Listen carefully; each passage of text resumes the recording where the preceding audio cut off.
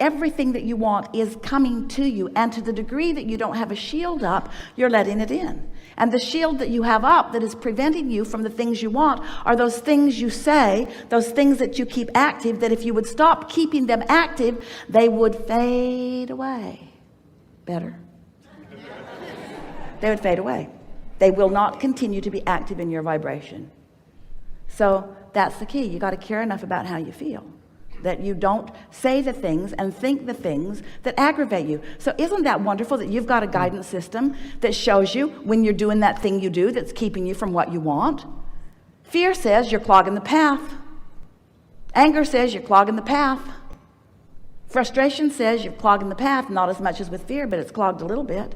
In other words, path of least resistance is a clear path. The path of least resistance is a path of joy, a path of fun, a path of eagerness, a path of passion, a path of clarity. Those are the emotions that you're reaching for. And you just have to stay focused long enough to produce those emotions in you when it's easy. And we're telling you, it's easier at the first part of the day. But if you get up and you focus on the issue at hand or the problem at hand, then you just bring the path of most resistance right into your vibration, and law of attraction just takes over from there. You see how it works? Do you see how it works? Do you believe that you are the creator of your own reality? Do you believe that you are the attractor of it? Do you believe that everything that you want is on its way to you? You're summoning it and blocking it. It's like saying, come here, go away. I want you, go away. I want you, but I don't believe you. That's what you do to your boyfriends too. I want you. I don't want you. But I want you, but I don't want you. But I want you, but I don't want you. But I want you, but I don't want you. Well, make up your mind. If you want it, then practice the thoughts of your desire. And desire feels good. Doubt feels bad, you see. So you all think you have to face reality. We should face reality, otherwise we'll just look stupid in this world, Abraham. If I act happy today when something bad's happening around the world, people will think I'm weird. Well, be weird then. Be weird.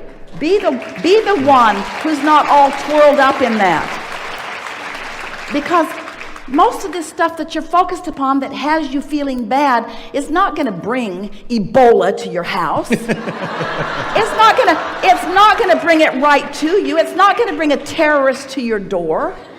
But what it is going to do is keep the money away that you've been wanting. What it is going to do is keep the clarity away. It's going to hold you in a place of sort of suspended animation where everything that you want is there ready to pop for you, but you're on a different channel. You're just not perceiving it. It's right there. You're just not perceiving it. And you know that because you've had the glorious experience of being on the wavelength where you got the idea. So how do these vibrations turn to the manifestations that you want? How does it happen? It comes vibrationally, and you are the interpreter of it, just like what's happening with Esther right now. We're offering these blocks of thoughts. It's like she's hardwired. She's interpreting the blocks of thoughts in a seamless way. The thoughts are occurring to Esther in real time as we are presenting the blocks of thought to Esther. She's receiving them real time, and that's what happens to you. You get an idea.